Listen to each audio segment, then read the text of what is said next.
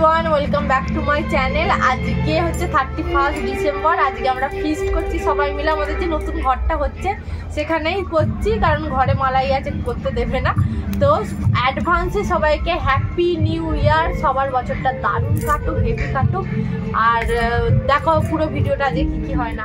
Hello, আজকে চলে এসেছি আবার একটা নতুন ভিডিও নিয়ে। তো প্রথমেই সবাইকে জানাই হ্যাপি নিউ ইয়ার। আর 31st নাইটে আমাদের বাড়িতে পিকনিক হবে না, সেটা হতে পারে না। আর এবারে পিকনিকে মেনু ছিল মাটন আর চিকেন বিরিয়ানি। তো তার প্রিপারেশনেই আমরা লেগে গেছিলাম। সকাল থেকে আমি অনেকটাই করে রেখেছিলাম, আলু কাটা, পেঁয়াজ কাটা এগুলো করে রেখেছিলাম।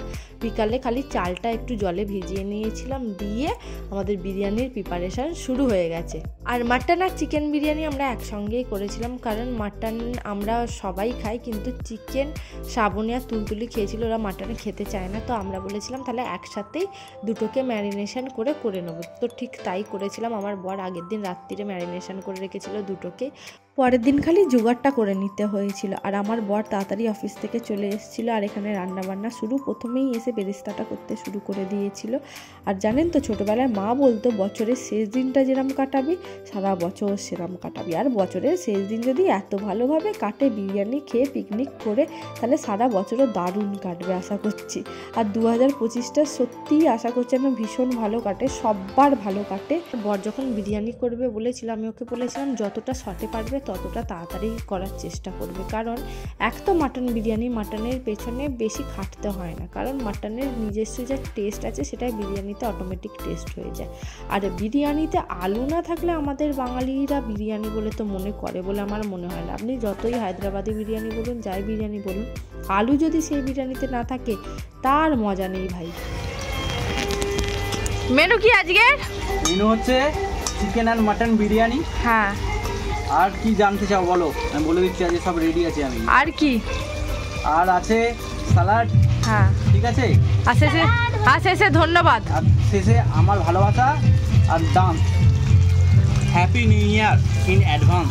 হ্যাঁ, এখনো হয়নি, দেরি আছে। ওই জন্য তো অ্যাডভান্স করে দিলাম, কারণ আমাদের যখন ভিডিওটা শ্যুট হচ্ছে তখন বাজে 8:20, তাই জন্য অ্যাডভান্স বললাম। তোমরা তো নিউ ইয়ারই দেখতে পাবে। হ্যাঁ,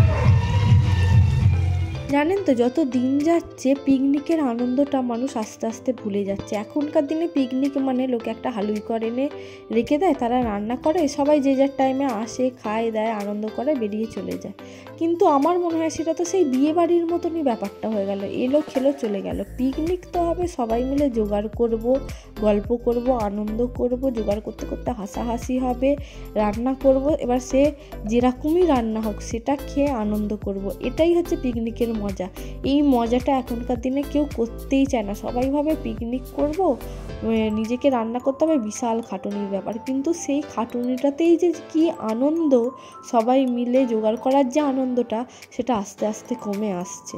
আর জানেন তো, বাঙালিদের না বিরিয়ানিতে যে আলুটা আছে সেটার প্রতি একটা আলাদাই ইমোশন আছে।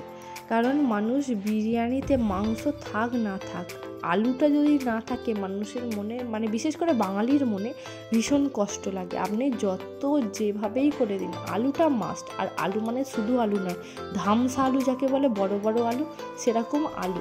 আহা, একটু আলু, একটু রাইস আর একটু মাটন, পুরোটা নিয়ে খেতে যা লাগে না, মানে কি বলবো। আমার ভিডিওটা করতে করতে এখনই মুখে জল চলে আসছে। আর সেদিনকে মাটন বিরিয়ানিটা হয়েছিল সেরা। মানে অত জনের মাটন বিরিয়ানি যে অত ভালো হবে, কারণ কিছু না কিছু কম বেশি হয়, নয় নুন কম হয়, নয় চিনি কম হয়, যাই হোক একটা কম বেশি হয়, কিন্তু এত পারফেক্ট হয়েছিল আর এত ভালো খেতে হয়েছিল, মানে বলার বাইরে। আর এবারের ফিশটা আমাদের নতুন বাড়িতে করা হয়েছিল, মানে যে বাড়িটা আমাদের তৈরি হচ্ছে সেই বাড়িতে। কারণ বাড়িতে মালাই আছে, যদি ছাদে আমরা ফিস্ট করি অত আওয়াজ হবে, এ হবে, ও কাউকে টিকতেও দেবে না, ও ওপরে যাওয়ার জন্য কুই কুই কুই কুই করেই যাবে, আর শোবেও না। ওর জন্য আমরা ঠিক করেছিলাম পাশে করব। তাও যেহেতু মায়েদের ঘরের পাশেই একদম আমাদের নতুন ঘরটা, জানলা দিয়ে তো সবাইকে দেখতে পাচ্ছে, এরা উঁকি ঝুঁকি মেরে অনেকক্ষণ ধরে মানে বাইরে বেরোবার চেষ্টা করছিল, জানলাটা খোলার চেষ্টা করছিল। একবার উঁকি দিয়েছি, আর ওকে রাখে কে। আমার বর বলছিল একবার ওকে নিয়ে আসবে এখানে, কিন্তু আমি বলেছিলাম যে না, নিয়ে এসো না, এত চারিদিকে খাবার ছড়ানো, মুখ দিয়ে দিলে ব্যাস হয়ে গেল। আর তার থেকেও বড় কথা, ফিস্টে যেহেতু ওর প্রিয় মানুষগুলো সব একসাথে ফিস্ট করছে, ও সেখানে ছেড়ে আর যাবে না ঘরে কিছুতেই। আমরা যাই করে ফেলি, ওকে নিয়ে যাওয়া যেত না, তাই ওর জন্য এই রিস্কটাই নিয়ে। তো দেখতে দেখতে আমরা আমাদের ভাতের হাঁড়িটাও চাপিয়ে দিয়েছি, আর এর মধ্যে গোটা গরম মশলা দিয়েছি, একটু তেল দিয়েছি, একটু নুন দিয়েছি, একটু জলটা ফুটলে তারপর এর মধ্যে রাইস দেবো। আর এখানে দেখুন না বলতে এই যে দেখতে পেয়েছে আমাদেরকে, আর জানলা দিয়ে ওকে রাখে কে, দেখুন না ছটপট ছটপট করছে, ভাইকে দেখতে পেয়েছিল, ও এবার ওই দিকে ঘুরে দরজা দিয়ে আসবে, দেখুন সঙ্গে সঙ্গে জানলা দিয়ে নেমে গেল। ও জানে যে দরজা দিয়ে আমাকে বেরোতে হবে, জানলা দিয়ে বেরোতে পারবো না। আর এখানে ভাতের হাঁড়িতে জলটা ফুটে গেছে, টুকু চালগুলো দিয়ে দিচ্ছে, ওইদিকে ভাতের হাঁড়িটার ভাতটা হোক, আর এইদিকে আমরা মাটন বিরিয়ানি আর চিকেন বিরিয়ানির জন্য সব কিছু একসাথে আমার বর সাজাচ্ছে। প্রথমে চিকেনগুলো দিয়ে দিয়েছে, তারপর মাটনগুলো দিয়েছে, তার উপর আলু দিয়েছে, দিয়ে এর ওপর আস্তে আস্তে রাইস ছড়াবে। রাইসটাও হয়ে গেছে মোটামুটি। আমাদের না মাটনটা একটু গলে গেছিলো, আমাদের চিন্তা ছিল যে এবারে দমে আবার মাটনটা হবে, যদি পুরো কুচোকুচি হয়ে যায় তাহলে কি করবো। তন্ময়দা বলছে কুচোকুচি হয়ে গেলেও অসুবিধা নেই, সব দেবে, মাখিয়ে খেয়ে নেবো। আর জানেন তো আমার না বিরিয়ানিতে মনে হয় মাটন একটু ওভার কুক হয়ে যাক বা চিকেন একটু ওভার কুক হয়ে যাক কি আলু ওভার কুক হয়ে যাক, ওইটায় কোনো অসুবিধা হয় না, কিন্তু রাইসটা যদি ঝরঝরে না হয়, রাইসটা যদি ওভার কুক হয়ে যায়, পুরো কেচিয়ে যায় বিরিয়ানিটা ওখানে। কারণ বিরিয়ানির রাইসটা মেন, রাইসটা যদি ঠিক থাকে আপনি বাকি জিনিসগুলো খেয়ে নিতে পারবেন, কিন্তু রাইসটাই যদি গলে পাক হয়ে যায় আর ঠিকঠাক না হয়, ওইটা বড় চাপের বিষয়। আর ওইটা নিয়েই আমরা টেনশানে ছিলাম, কারণ এতটা পরিমাণ রাইস, ওটাকে মানে ওভারকুক হওয়ার আগে ছেঁকে তুলে নিতে হবে। ওটা যে আমরা সবাই মিলে একসাথে তাড়াতাড়ি করে নিতে পেরেছিলাম, এটাই বড় কথা। আর এখানে যতক্ষণ সব কিছু দমে হচ্ছিল, আমরা বসে বসে একটু গল্প করছিলাম, টুকু আর তন্ময়দা এখানে শসা পেঁয়াজ কাটছিল, আর টুকু ঝাঁঝের চোটে মুখটা যা করছিল। আর এই যে এখানে সারাক্ষণ ফোনে ঢুকে, আর ওখানে জয়দেবদা গেম খেলেই যাচ্ছে ফোনে। আর এখানে ভাই একটু সাগরকে রাগাচ্ছিল, আর দেখতে দেখতে বিরিয়ানিটা হয়েই এসছে। আমরা সবাই বসে পড়েছি, যে যার থালা নিয়ে খাবো বলে সবাই নিজের প্রিপারেশন শুরু করে দিয়েছে। আর খুলে গেছে আমাদের বিরিয়ানির হাঁড়ি। আপাতত দেখতে তো ভালোই লাগছে, দেখা যাক এবার কীরকম হয়েছে। এই যে এই কাটা জিনিসটা, বিরিয়ানির কাটাটা, ওটাও একটা চাপের বিষয়। ঠিক করে না কাটলে কারোর কাছে নয় মশলা ভাত বেশি যাবে, নয়তো উপরে সাদা ভাতটা বেশি যাবে। তো ওর জন্য দু জায়গায় ভাগ করে নিয়েছিল আমার বর, দিয়ে তারপর আস্তে আস্তে সবাইকে সার্ভ করা হচ্ছিল। আর এখানে তন্ময়দা স্যালাড করছিল, যে যার থালা নিয়ে মোটামুটি বসে পড়েছে, সবাইকে পরিবেশন করে শেষে আমরা বসেছিলাম।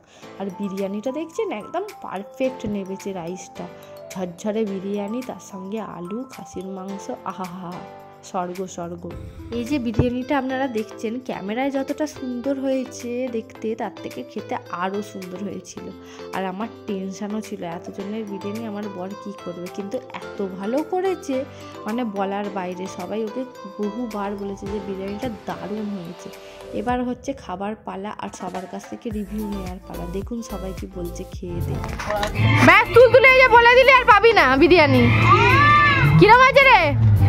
ঠিক আছে সব কিছু? কিরম হয়েছে রে তুলতুলি? হ্যাঁ ভালো হয়েছে। নুন ঠিক আছে, নুন হ্যাপি নিউ ইয়ার, হ্যাপি নিউ ইয়ার, হ্যাপি নিউ ইয়ার, হ্যাপি নিউ ইয়ার। তুমি ঘুম পাচ্ছে? হ্যাপি নিউ ইয়ার সবাইকে। তো আমাদের নিউ ইয়ারটা এরকমই কেটেছিল। আজকের ভিডিওটা এটুকুই। যদি কিছু ভালো লেগে থাকে please do like, share and subscribe my channel. আর আমার ভিডিওগুলো যদি আপনাদের ভালো লেগে থাকে তাহলে আমার চ্যানেলটা সাবস্ক্রাইব করতে এবং পাশে থাকা বেল আইকনটা হিট করতে একদম ভুলবেন না। দেখা হচ্ছে নেক্সট একটা ভিডিও। টাটা।